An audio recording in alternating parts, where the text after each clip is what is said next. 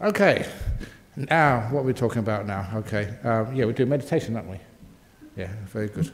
I was just spending the last hour telling jokes, so I've got to sort of, change.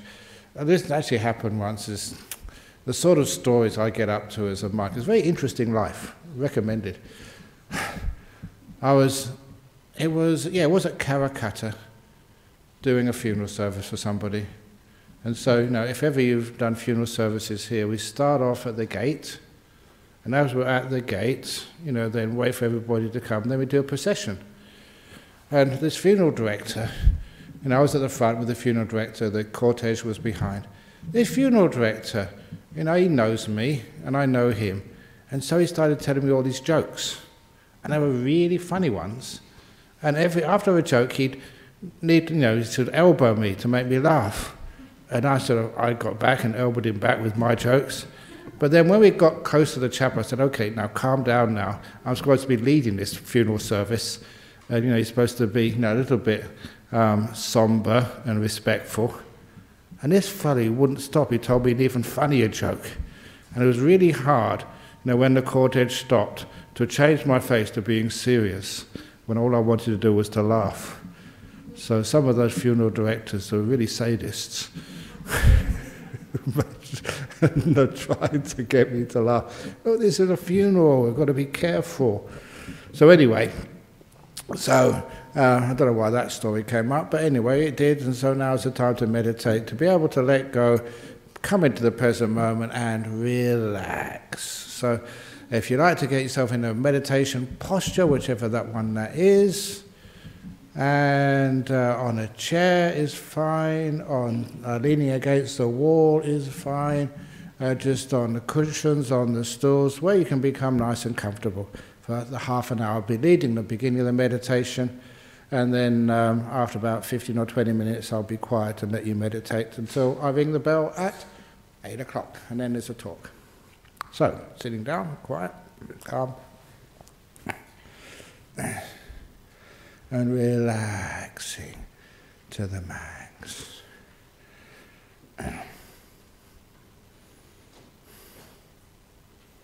You close your eyes, because with the eyes closed you can be more aware of your body, feeling the body with your mind.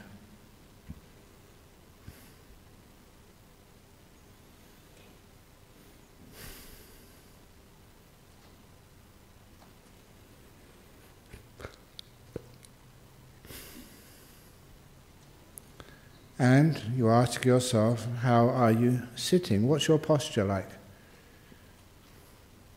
So you adjust the posture just to get it as best you possibly can.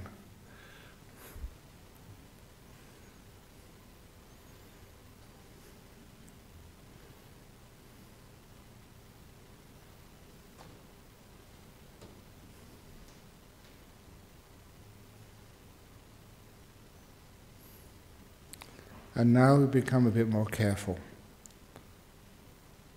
to really refine our position, the way we're sitting.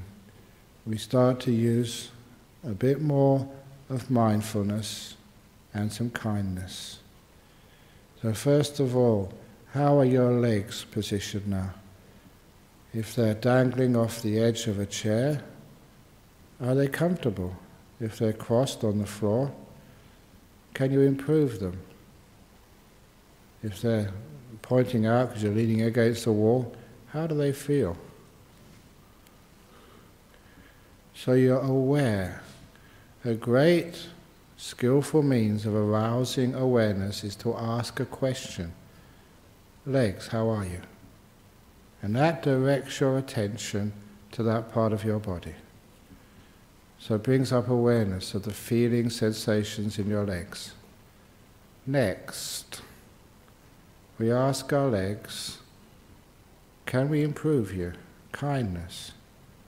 So you move this way, you move that way, you fidget, and when you move, the feeling changes, which means you can get feedback. Feedback's important, because it tells you whether the movement created more comfort or less comfort. And using the feedback from mindfulness, you can adjust this way, adjust that way, until you find the optimum, the best position for your legs.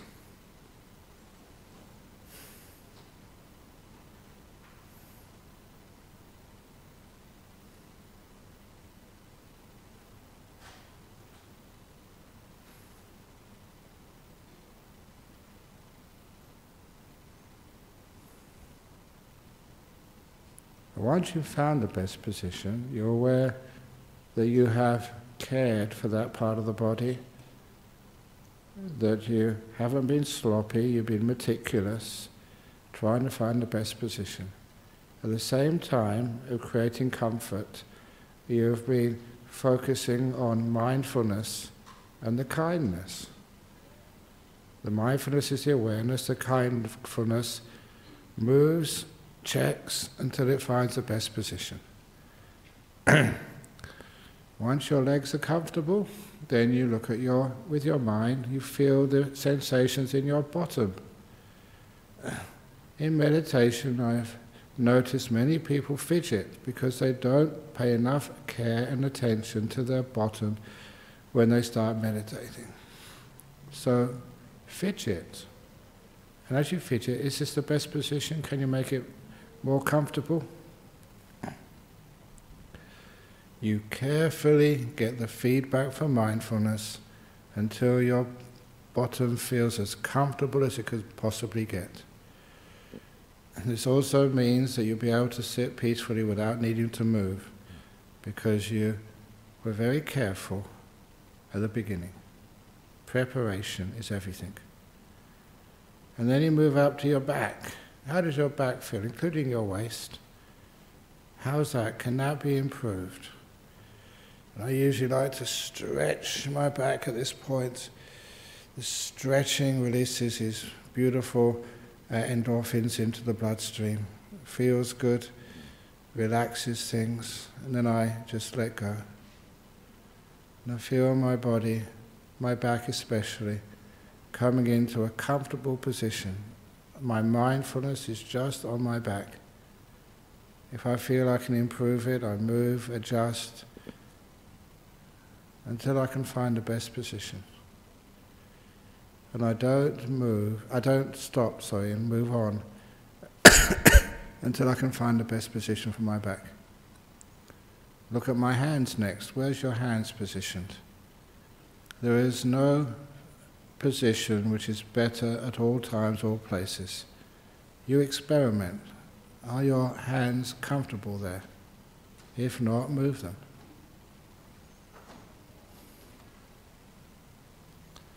Then I become aware, mindful of my shoulders. People have lots of aches and pains in their shoulders because a lot of tension lives up there.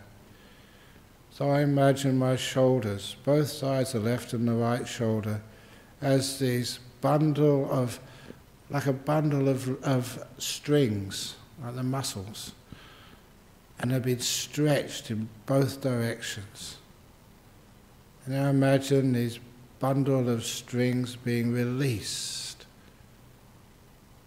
so the muscles relax. Nothing is pulling or pushing or squashing anything. It's free.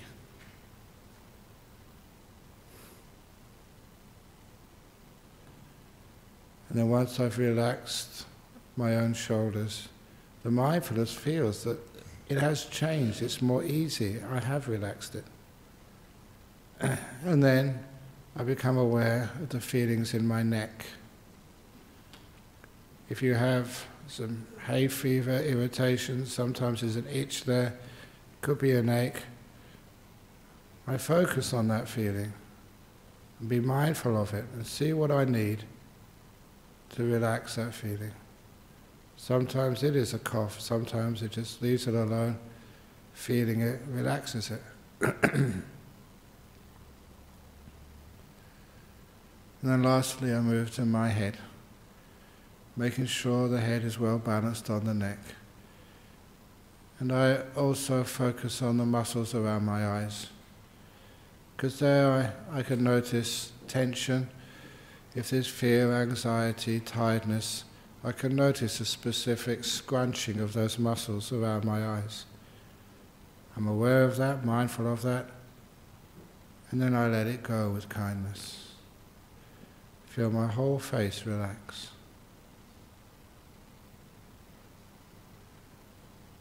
I've relaxed my whole body, from the legs to the head, and I am mindful of the whole body just as one unit, relaxed, at ease, ready for the meditation.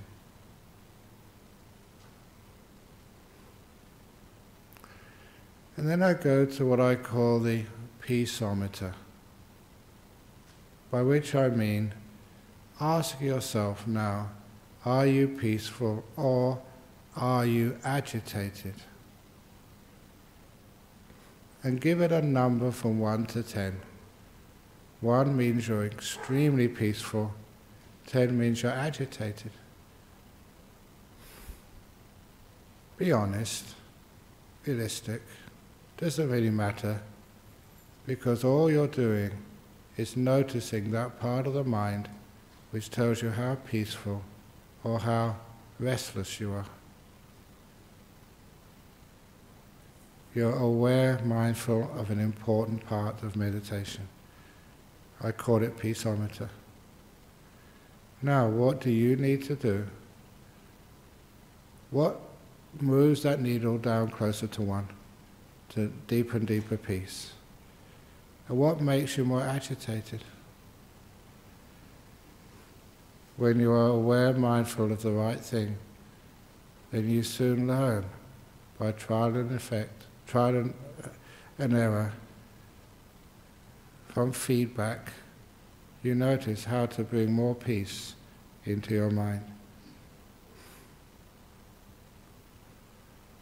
One of those things is letting go of all your past and all your future. That just burdens you, gives you more things to be restless about. So we put our attention into this present moment just now. This is the place where your future is being made right now. And this is where you learn. You don't learn from the past as much as you learn from this present moment. So be here.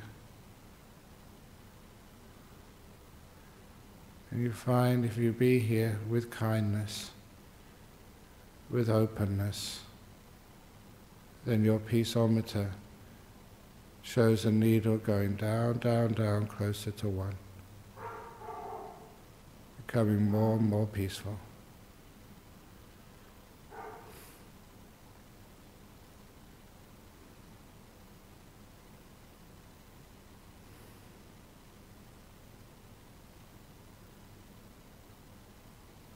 And feel that peace in this moment. Being kind to this moment, opening the door of your heart to what you're experiencing now. Not trying to change things or get rid of things, but being with this moment and noticing how peaceful you can become.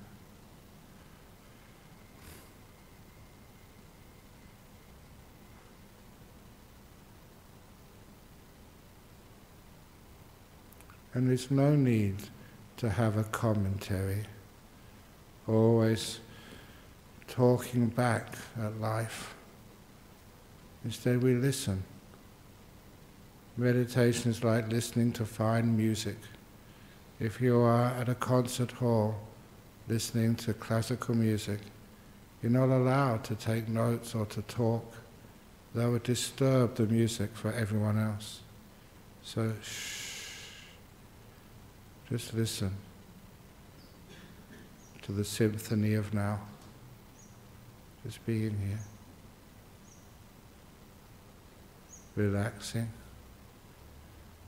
Aware. Making peace.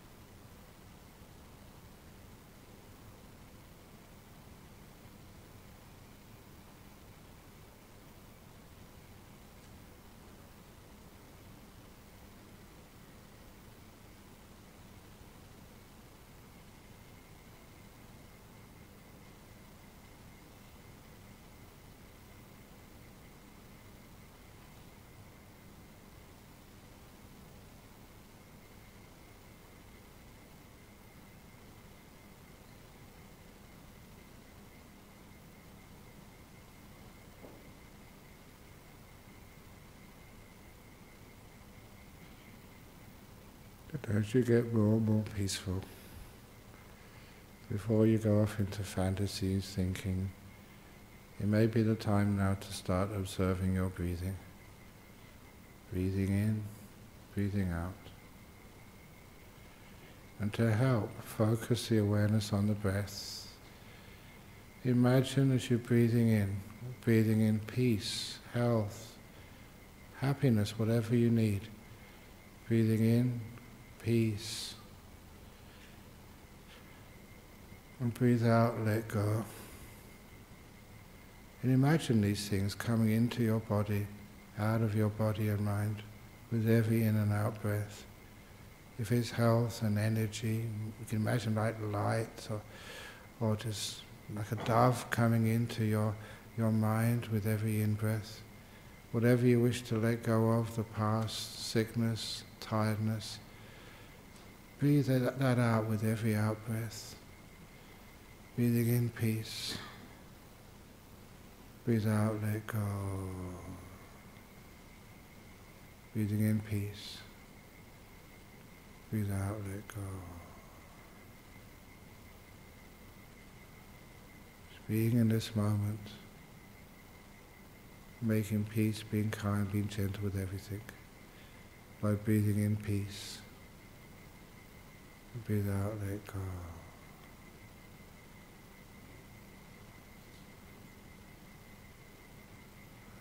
I'm now going to be quiet for 10 minutes. When I speak again, it will be just to wrap up the meditation.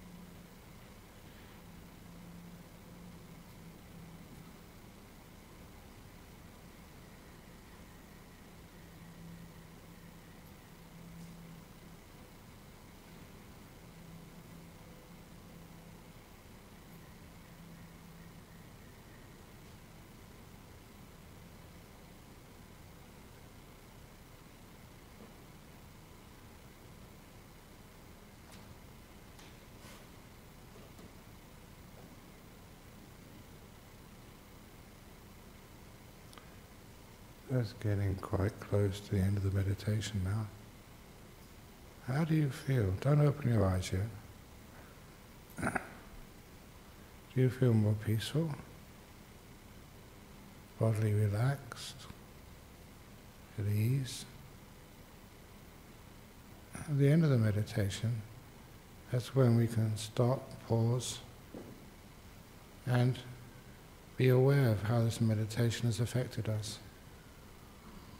A lot of times we can feel the body really peaceful, relaxed, and our peaceometer has gone down, down, down. We've rested, we've relaxed. While all the world outside is sirens blazing, rushing this way and that way, we're sitting here, a little peaceful bubble where we can be still, re-energize, be peaceful.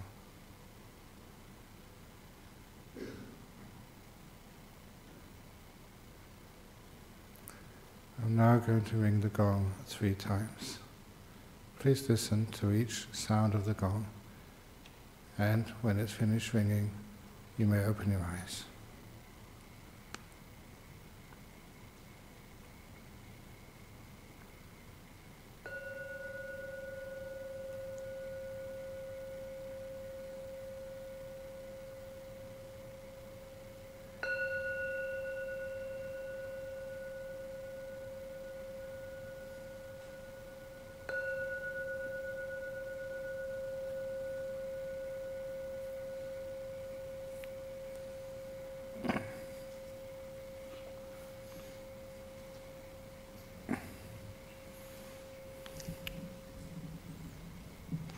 Okay, so now's the time to stretch, scratch, sneeze, cough, whatever you wish to do. Relax and get ready for the little talk coming as soon as everybody goes in, goes out. Some are going to the toilet. It's not because they don't want to listen to the talk, I hope.